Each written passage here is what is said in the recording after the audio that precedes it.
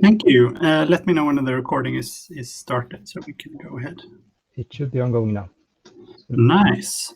So back in November 2019, I was asked to create an overview of our continuous delivery system. And this was in the autonomous drive department at Volvo Cars. So it's quite a complex project.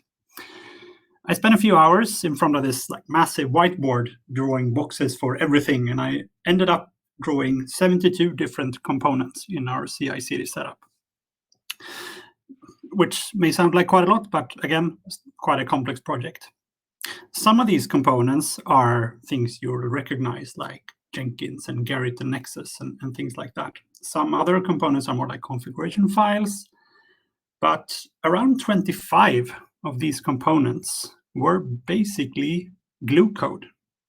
So code serving no other purpose than just making things work together, making different systems talk to each other, making different types of configuration files understandable by different systems, etc., etc. And I remember thinking that surely this type of glue code is something that other companies and other groups have built as well. And there has to be a better way. And today we're here to talk about the fact that there is a better way. Thank you, Eric. I really love this story. Yeah, indeed, we believe there is a better way, and that's what we're going to present today. So we will talk about CD events, which is a project to provide a protocol and vocabulary for events and signaling in the continuous delivery area. But before we dive in, let's briefly introduce ourselves. Hi, my name is Andrea Frittali. I'm a software engineer at IBM. I serve as co-chair of the Event Special Interest Group at the Continuous Delivery Foundation, and I'm one of the maintainers of the CD event specification. Yes, and my name is Erik Sternersson. I work with continuous integration and delivery at Dual, and mainly with high complexity products with embedded parts like autonomous drive and mobile broadband networks and stuff like that. I'm also a member of the same event group that Andrea is co-chair of, and I'm also a maintainer of the CD events specification.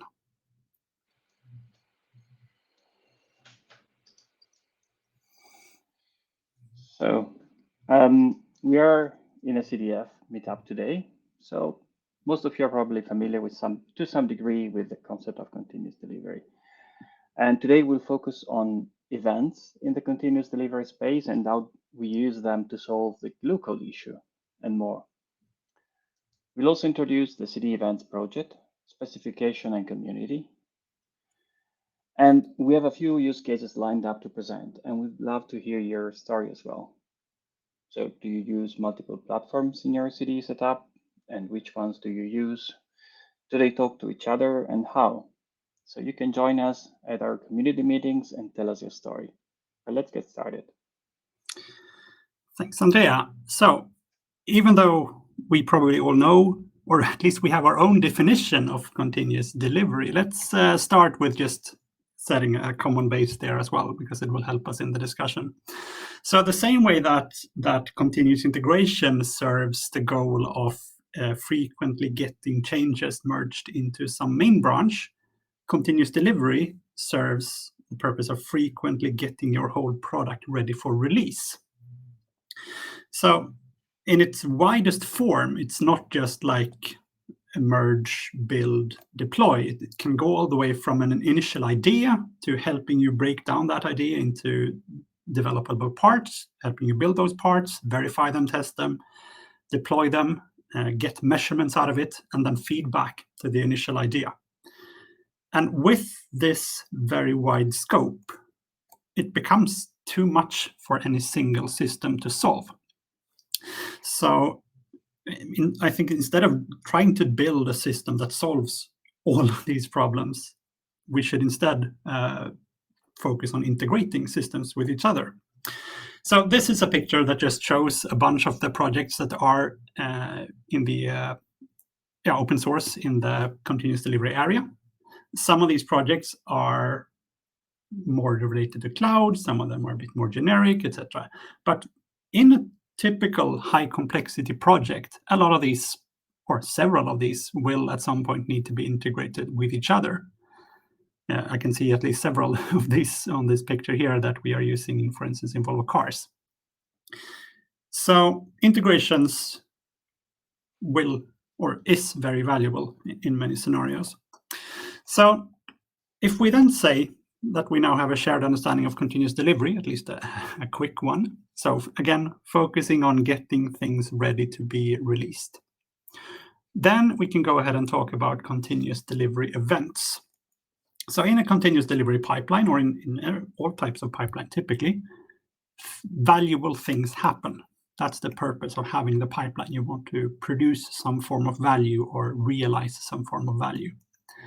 And the idea behind events then is that when something valuable has happened, you announce it. So the system or script or tool that is responsible for creating this valuable happening should announce it, and then typically on like a message bus or something similar, but send an event that announces that something valuable has happened. And it's not just like builds and deployments. It can be all kinds of things that are valuable. So you have a code change, you can have a test result, you can have a new test environment coming up or new deployment environment coming up. You can have a failure in some system that is also at least valuable to know about. Maybe it doesn't have a value on its own, but and remediation kicking in and things like that. So a lot of things are valuable. You cannot really know what other systems may want to react to. So err on the side of caution by sending or by having support for multiple different types of announcements that we can send. So this would be one side. The other side would be that a system that sees something interesting happening, like something valuable has happened, we get an event, now we can react to it. And again, there are many different things we could, different reactions we could choose. So it could be, for instance, running some remediation action again. It could be triggering some new activity. It could be moving forward in a pipeline, etc., etc. And just like bringing it in to visualize it or calculating metrics, and a lot of things can be done there. So with events, to summarize it again, announce when values are produced, react when interesting events happen. And this is not a new idea. We have, for instance, Tekton, who has been or can both produce cloud events and can also use events to trigger new actions. We have Eiffel Events, which is a project that provides event definitions typically for use in high complexity scenarios. And we have Captain, which uses events to connect different services to it, like Helm or Artillery or JMeter or things like that. And there are plenty of other systems that produce or consume events as well. The problem here is that it's not very common that events sent by one system is understood by any of the others. So there was this idea then, let's work together. So let's collaborate around continuous delivery events. Andrea. So thanks, Eric. And enter the CD Events project.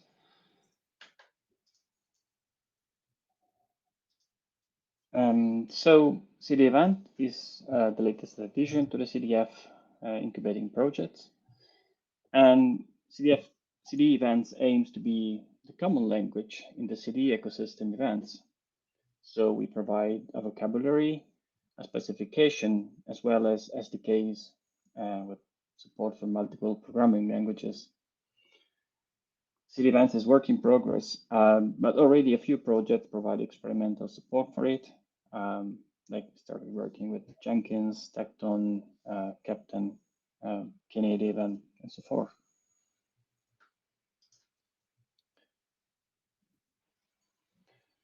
So, but let's give some a bit of history here.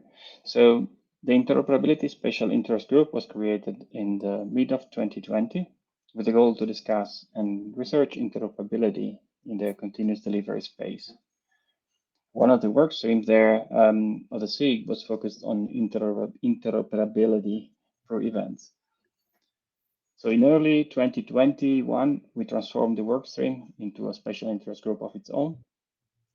And then later, towards the end of the year, the CD event project was created to host the specification work done by the SIG itself.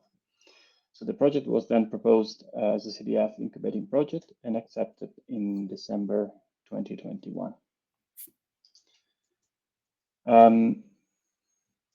So most CD platforms define their abstraction or data model with their own nomenclature.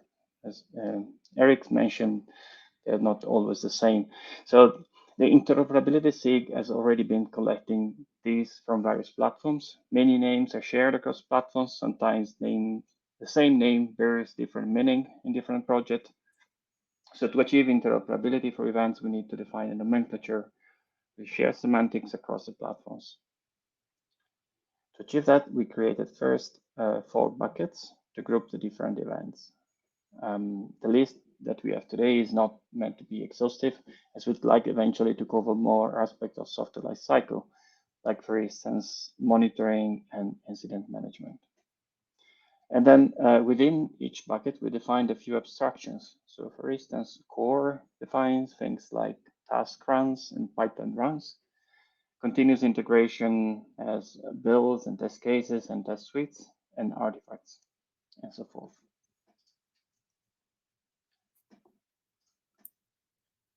So now with the vocabulary defined, the next step has been to define which events are available for each abstraction.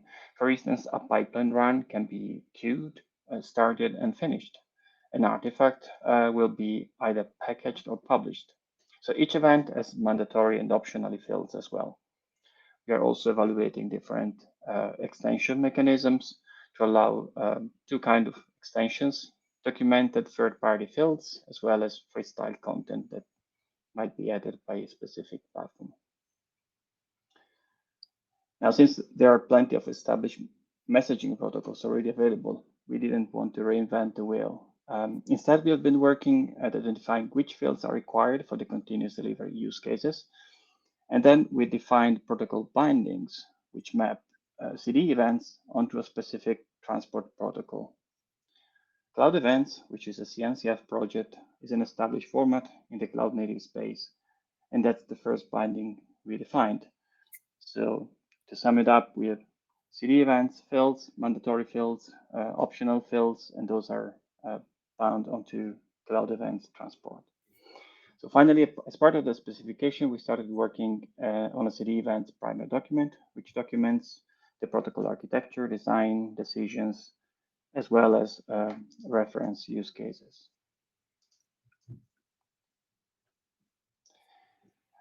And use cases are key to the development of the spec of CD events. So when we define events and their fields, we ask the question, what is a minimal set of information? What is the minimal set of information that we need to satisfy these use cases? And there are 2 use cases which we identified until now. The first one is interoperability, in the sense of making it possible for a CD platform to consume events produced by another one without the need of dedicated glue code. The second one is more in the area of observability and metrics. In a way, this is also about interoperability, and it refers to the ability of collecting events from different CD platforms, being able to correlate them and process them consistently to build an end-to-end view of the overall CD workflow, as well as properties like duration of the overall workflow. Okay, so the first use case we'd like to talk about today is making things work together. So if I can bring you into my world for a minute, one of my main goals in my day-to-day job is to make sure that we can build a car. And a car today has hundreds of, or at least over 100 embedded systems in it. And on embedded systems, you typically run software. So there's probably at least 1,000 different software modules. running in an autonomous drive vehicle. So getting from an individual software module through all the integrations and combinations and variants to a working car is not trivial. There are many, many parts to it, but for this use case, we're just going to focus on builds. So like one of the first steps. So there are many systems that can help us orchestrate builds, and different teams may want to use different systems or solutions because it fits their needs best and they have the right experience or the right setup. So some teams may want to use Zool because it has really nice dependency handling and it scales really well. Other teams may want to use GoCD because it visualizes deep dependency hierarchies in a really neat way. Maybe some teams want to use GitLab because they want to have both their project lifecycle and the code in the same place. Some teams want to use Jenkins because it's easy to use and it has loads and loads of plugins, which makes it powerful. And of course, a modern car is not only built by in-house software development teams, you also have suppliers. But what is common for all these is that they produce built software modules. So let's then look into what term would Zool use to refer to a built software module. It would call it an artifact. And GoCD would call it an artifact. GitLab also uses the term artifact. Jenkins calls it an artifact, and we get artifacts from suppliers. So now it sort of looks like we already have what we need to get things to work together. But unfortunately, that's not the case, because if you look into it, then Zool has its own definition of an artifact. GoCD, while it also calls it an artifact, has its own definition, its own set of metadata, its own like life cycle and properties and so on and so forth. And the same is true for the others as well. So we end up with many different types of artifact. And of course, as I mentioned before, there are multiple other stages in the pipeline to actually get to the car. So the problem we have for artifacts also will apply to things like changes to the source code and builds and test results and runs and failures discovered and compositions where you start to like build multiple artifacts together. So even though these different systems can handle all these types of different happenings or events or something like that, since they all have their own definitions of it, if we want to make them work together, we will end up in this scenario again, where we have to write a lot of glue code just to make things work together. So this is not ideal. Based on experience, I can say that many companies and organizations are spending a lot of effort just writing glue code, making things work together, because there is no standardized way or commonly accepted way of announcing when valuable things happen and reacting to valuable things having happened. So where do we want to go? Well, since we're here today, obviously the answer is CD events. That's what we want. We would like all these different systems to produce CD event style artifacts, or at least have that as an option and as a parallel track, so that even if Zool wants to keep using their own artifact definition, if they can also send CD event style artifacts, then we can start to get things working together.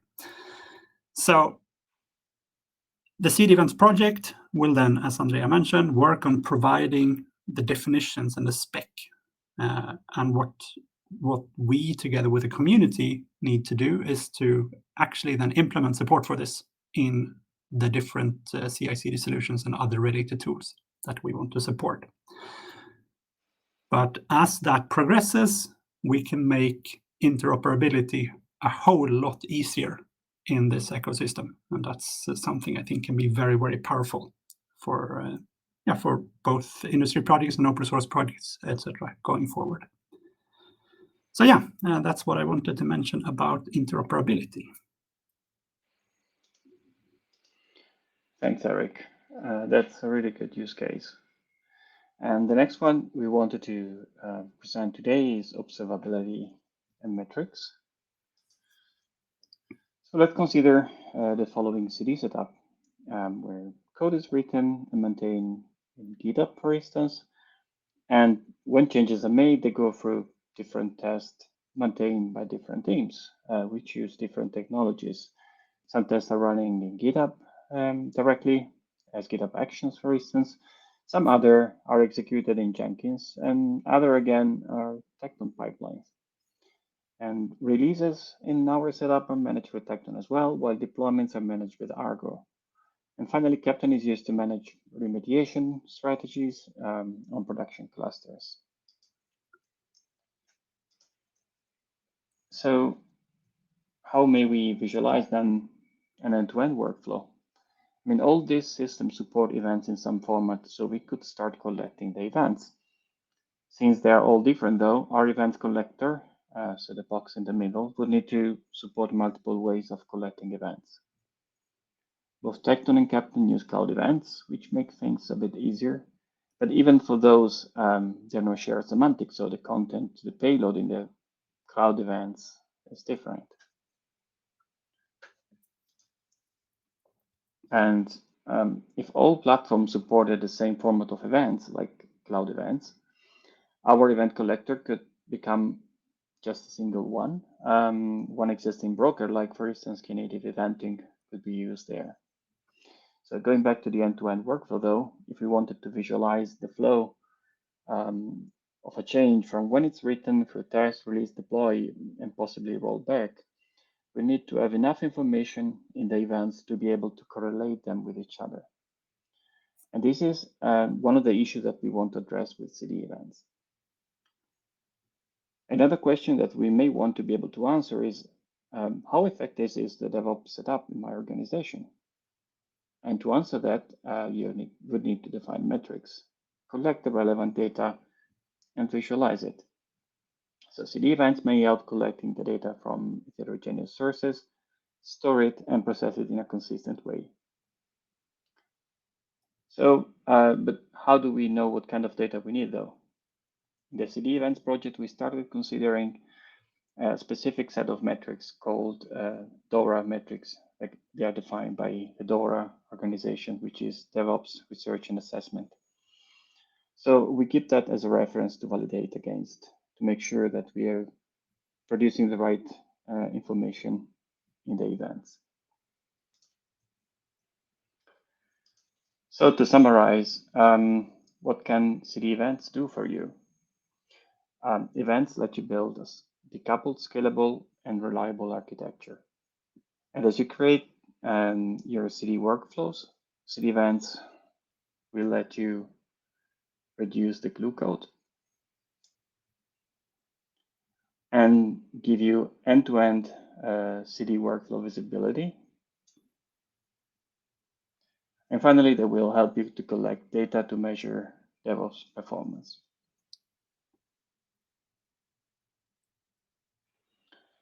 So what's the way forward from here? So what's next for CD events? So for the event SIG, we will continue to learn about the CD setup of different organizations, how events are used today, and which use cases we shall support through CD events. So if you have your use case to bring us, let us know. You're always welcome to join our working groups. So we will continue to build the specification to satisfy these use cases. And we'll also continue to develop the SDKs for various languages. So today we are working on Golang, Java, and Python. And we plan to work as well on one or more POC to validate our solution. And finally, which is critical to the success of CD events, we will implement and promote the implementation of CD events in existing tools and services, so that you can natively get CD events out of the tools that you use today in your workflow. Nice. So we reached the end of this presentation, and we wanted to summarize a little bit before we move on to the more open discussions in a few minutes or in a minute. So what we would like you to take away from this presentation: one, CD events. It's a specification that aims to provide or enable interoperability and observability in the continuous delivery ecosystem. But of course, it needs to be integrated into existing or new tools to actually provide any value. So that is not something that the specification group is going to be able to do all on our own, even though, as Andrea mentioned before, we have already gotten some good support and we've done some work ourselves to work on both SDKs and integrations into existing systems. But to actually provide interoperability and observability, it really does need to be integrated into existing systems. And maybe, if everything goes well, that could also be a motivating factor for users to use these systems, because they are easy to work or integrate together and they are easy to observe using standardized tools. But yeah, this is definitely an area where there is a lot of work that can be done. And as Andrea also mentioned, we really want to hear from people in the community and working with CI/CD, working with tools development, working with metrics and observability and all those areas. So if you go to cdevents.dev, which is our webpage, you can click the community button or just go to cdevents.dev/community. And there you can find our Slack channel and you can find our email lists and also the GitHub project, of course. So with that, Andrea and I would like to thank you so much for listening to us. And we really want CD events to be something that helps you. So we need to understand your use cases. We need your support to integrate the specification into existing tools. And yeah, we really want you to get in touch so we can talk more. Yes. So I'm going to stop the sharing in a second. Thank you so much again for listening. And yeah, we have github.com/cdevents or cdevents.dev for getting in touch with us. And yeah, from me and Andrea, thank you so much for listening. Thank you. Thank you both for a good presentation. Thanks. It's quite unfortunate that so few people have managed to join the session, but it's recorded, so it could be seen by more people afterwards, maybe. Some people have joined during this presentation and some have left. So it's mostly the core group that is in the meeting right now. That doesn't really matter too much. So any thoughts from the presentation or about the things you've heard about, you who have listened now? Is there anything you think is unclear that should be elaborated on, or that could be, yeah, whatever thoughts you get? I can mention something that,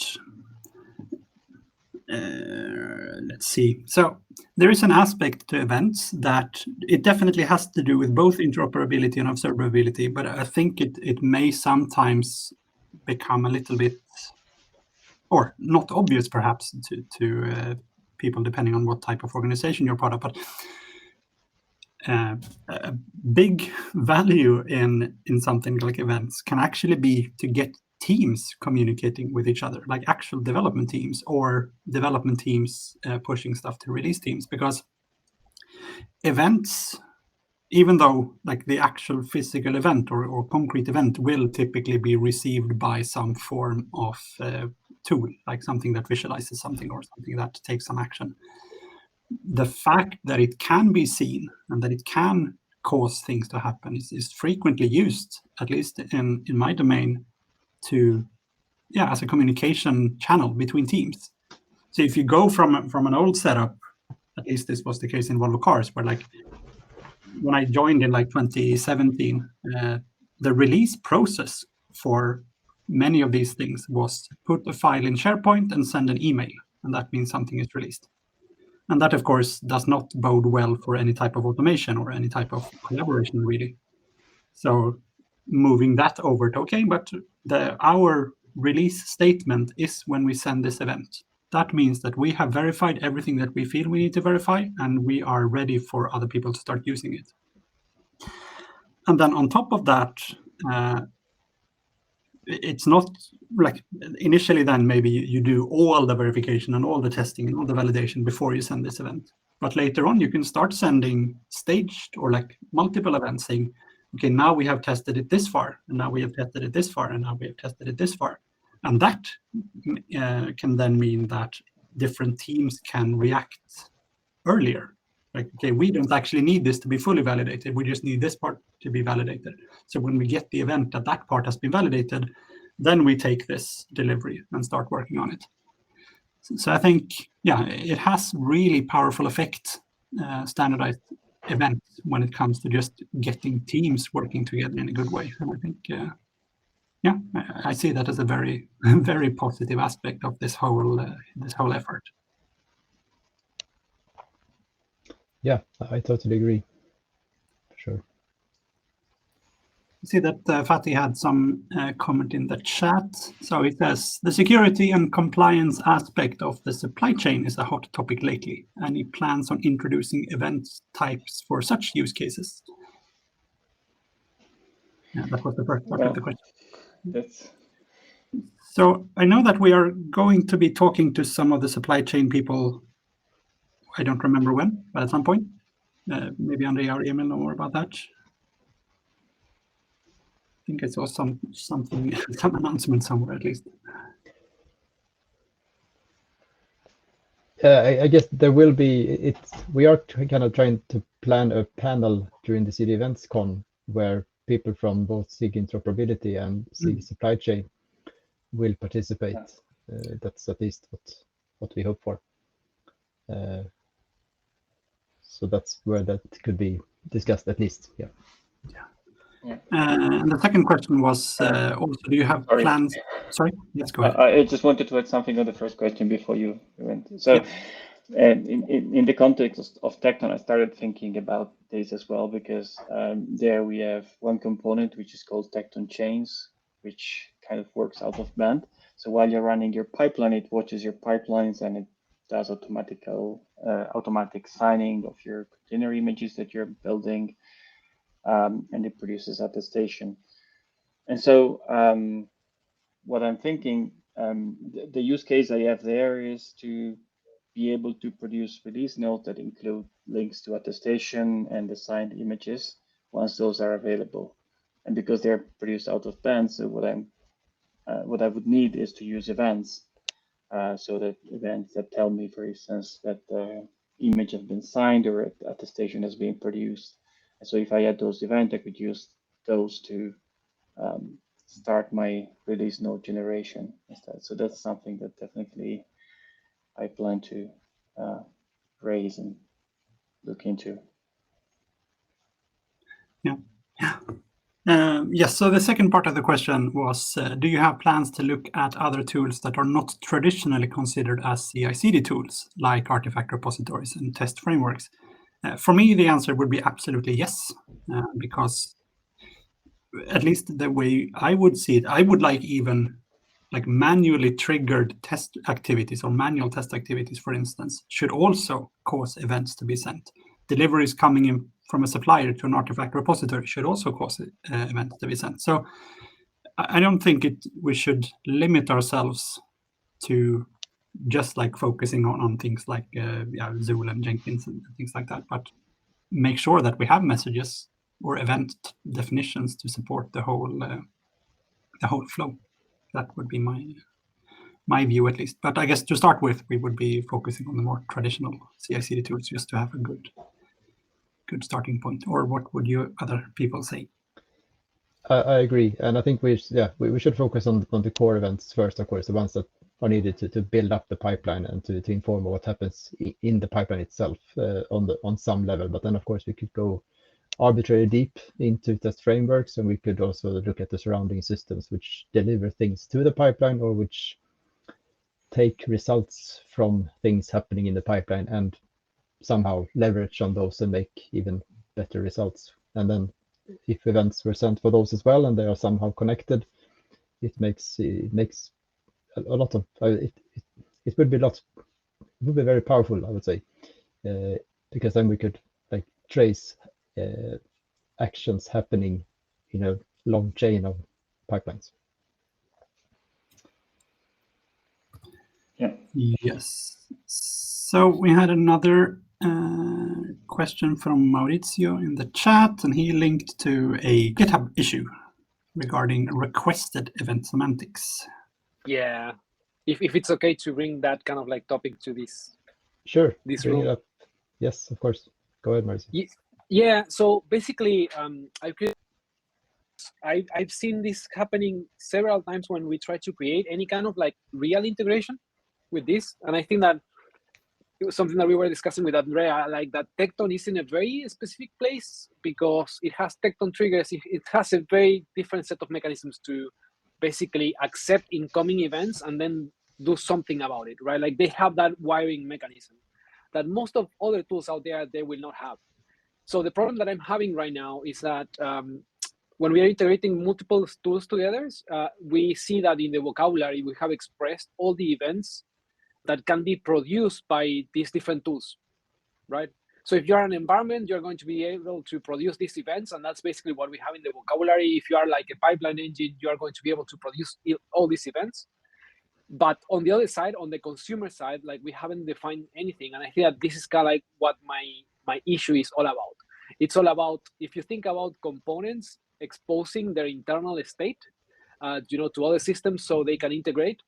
What's not defined right now, or at least we don't have like a clear semantic way of saying things about like, what about when we want to listen for events so we can do something inside of our tools.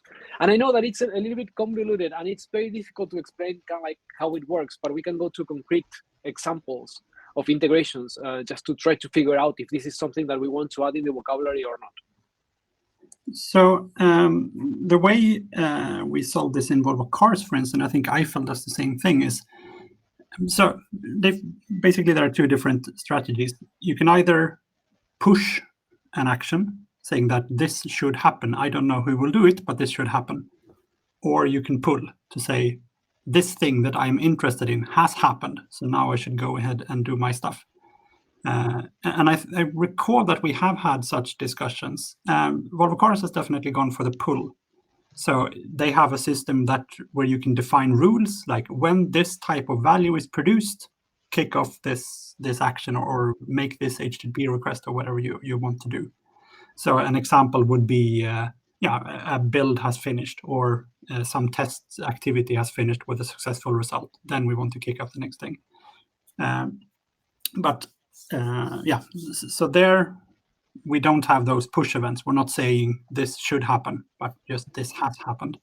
That's why kind of like the requested part of the event is kind of like important, because we are just, by sending that event, basically the only thing that we are expressing is that somebody requested something, but that nothing needs to actually happen until somebody is ready to process that event. Do you see what I mean? So this is more for like a piece in the middle who is doing the integration. So this would then be useful, I guess, primarily in some sort of system where you have like a central orchestrator maybe that says, okay, this has happened, now I need to request this thing, without actually being able to know who will run this. And I think maybe Captain uses something like that, right? I think it requests with a message and then it has services listening for that, and that type of handling those incoming requests. So yes, Captain is a very generic orchestrator of events that actually do that. I think, at least in my perspective, that's exactly what's happening there. But in this case, at least from the vocabulary point of view and for the integration point of view, it can be the case that you can have multiple of these, orchestrators that are listening for different type of events. So it doesn't actually need to be something centralized. It can be, a number of components that are in charge of integrating different systems together. Hmm. So, yeah. Oh, sorry. No, go ahead. Yeah. So the thing I still don't understand. I think if you have an event where you request something, you're basically saying what you want to happen. And if you're saying, let's say that a certain artifact has been produced, you may have at some point one pipeline which is triggered, or at another point you can have 10 pipelines which are triggers by 5 different systems and notifications sent or other events that are happening. And you don't want to be at a point where the source of the event defines all these things that needs to happen.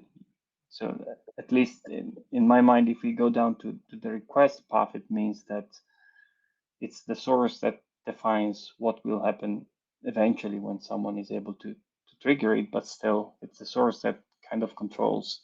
So like Eric was saying, it's more events that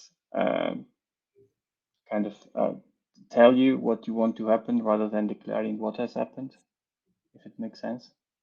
Yeah, it's a different yeah. model. I think it's a very different model from what we have done until now, and I'm trying to understand why in your specific use case it doesn't apply the model that we have today. It's not fully clear to me. So let's remove Tecton from the picture, right? Because I think that Tecton again is like in a very specific place. You have kind of like that mechanism for doing the wiring, which in other projects you will not have. So imagine that, I think that even we have it there, like, imagine that, we create a cluster, right? Like with Crossplane, and then we are just emitting those events, right? Like a cluster was created and a cluster is ready, right? Yeah. The next thing that I want to do is I have like a deployer service, and I want to basically be able to get that event and do a deployment. So I'm not triggering a pipeline, I'm just doing a deployment. The question then is, for the deployer side of things, who is in charge of calling it? Who is calling that deployer service to do the deployment?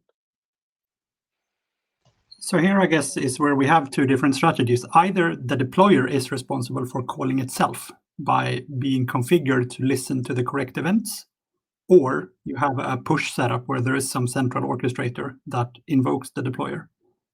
So I guess those are two different options then. Yeah, and that push setup, or that consume of events then would, as I see it, doesn't really need to use events. Of course, it could use events to propagate the information towards the actual deployer, but it could also do a direct call, because that's in a sense what it would be. It's like an RPC call, more or less, from one producer of the information to the consumer, which would then deploy what you're asking for. Yes, deploy. I think that's okay, but at that point, right, like okay, you can always do a direct call to the deployer's deployment, right? But at the same time, you are going to be like in some way hard coding kind of like the one that is consuming that event. So there needs to be a component that will listen for that cluster created event, and then it's going to basically, my intention here on the integration side is to make sure that we create an event with that semantics so multiple systems can pick it up, not just a single one. If we do a direct call, then there is a single thing happening. If we emit an event with the intention of the things that we want to happen, then multiple systems can pick it up and do different things in parallel. And I think that that's kind of like where we were going with that, right? If not, we will just go into this kind of like messy situation of kind of like hard coding what happens for that, and also making sure that there is no point in the deployer service, for example, to listen for cluster created events, right? Because that would be kind of like, again, like just for a particular use case, for a very particular use case that the service is not even interested in knowing about that use case. The service know how to do a deployment and will probably emit events about deployments, but it's not interested about like cluster creations.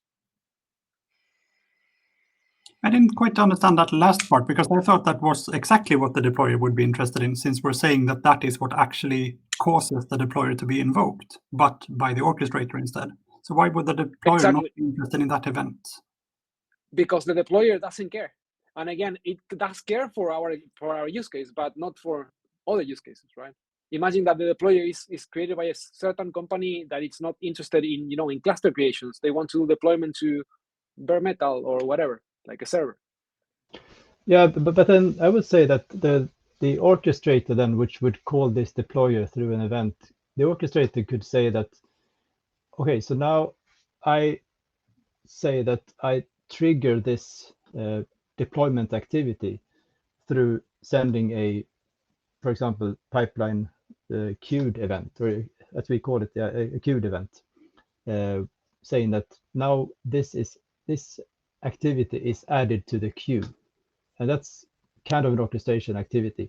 And then the actual deployer could listen to that queued event and start the actual deployment by sending the start event and then the finish event when it's done. Still, it's the orchestrator that would say that. It wouldn't say, please deploy this. It rather says, now I've put this deployment activity into the queue. So it's an action, it's an activity that has happened in the system. I think that's kind of like what I'm kind of like asking for it here. Is that And kind of that's like the queued event queued that is mechanism? already there, I would say. Yes. Do we have it only for pipelines, or do we have it for all the other things? Pipeline step queued, I think we have, don't we? Oh, sorry, a step queued event. Let's check for that.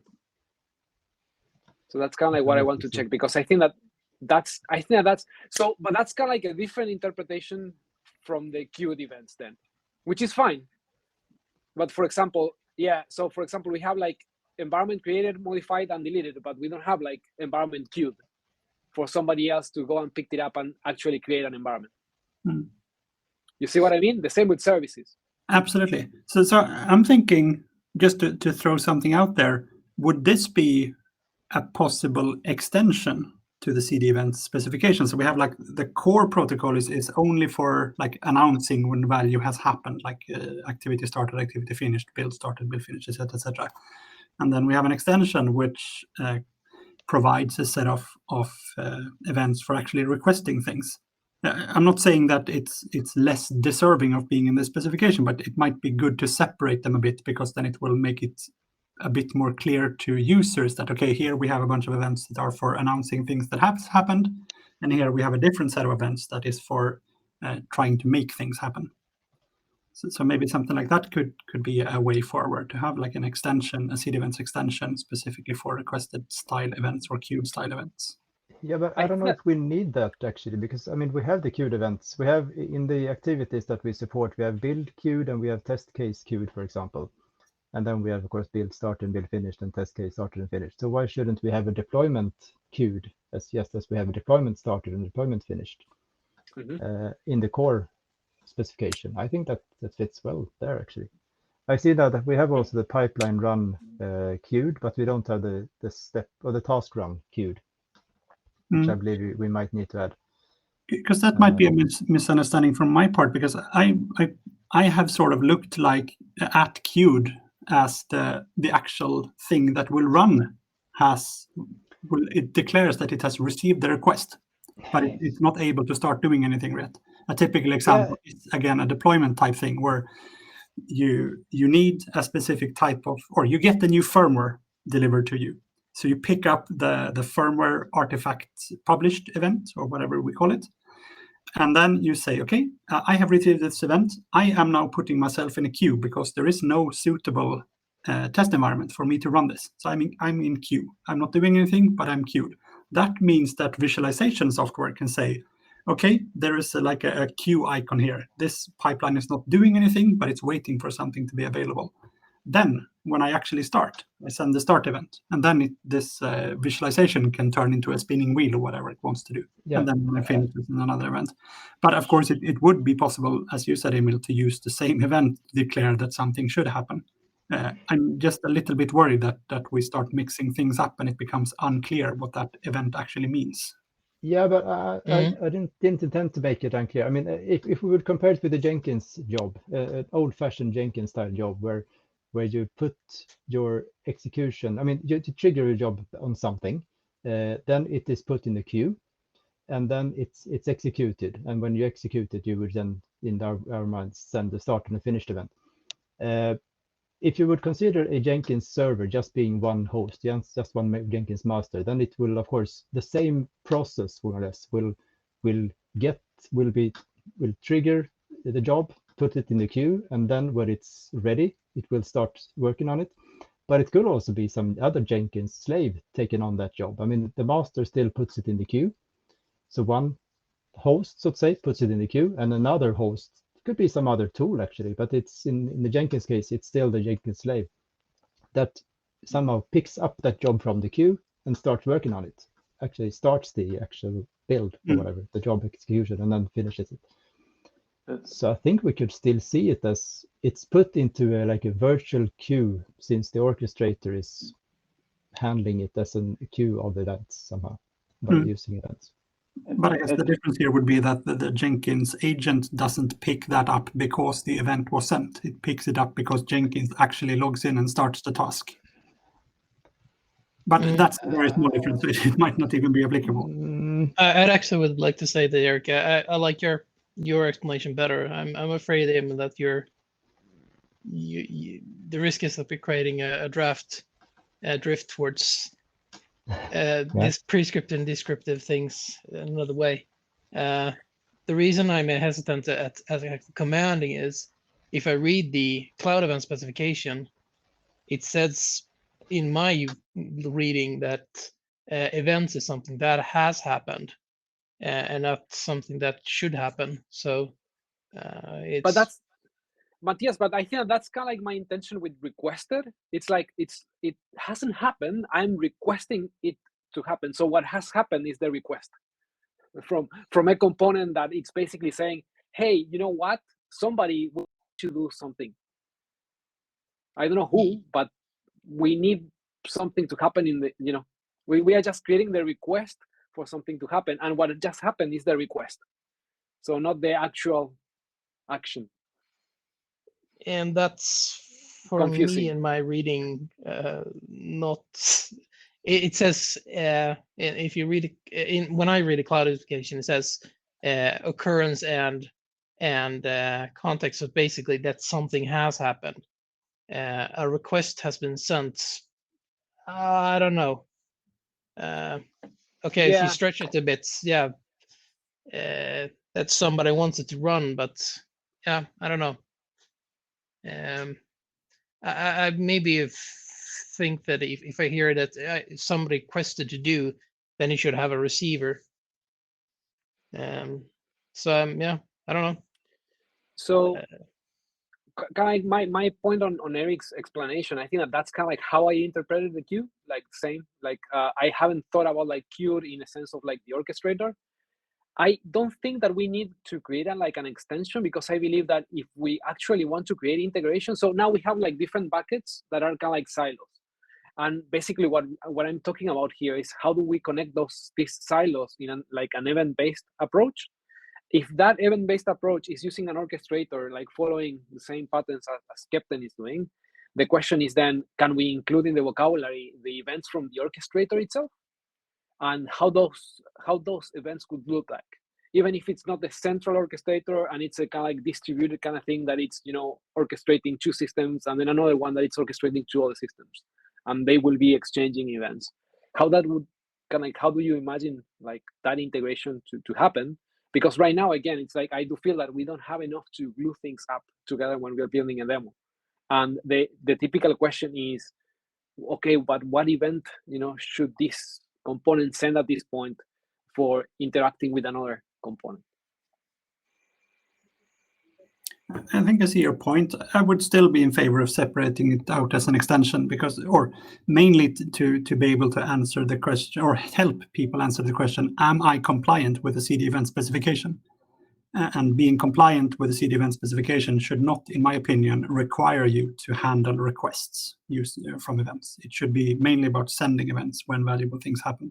But again, I don't have a super strong opinion on it, but I do see that like a solution can either be compliant with the sending part of events, and it can additionally, if it wants to, be compliant with the request part of the events. But that puts quite a lot of additional burden on the system itself to actually connect and listen to this event, rather than just sending them through some API or something else.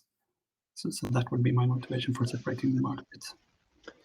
Yeah, I should mention that we have reached the allocated time. So either we run over or we wrap up for today. Yeah, we need to wrap up, of course. People might be occupied in other places, but please let's continue in the discussion there in the issue as well. Yeah. It's still unclear. So thank you all for joining, and thank you again for presenting, Eric and Andrea. Thanks. And nice to see you all here. See you in some other meetup someday. Yes. Okay. Bye-bye. Bye. Bye.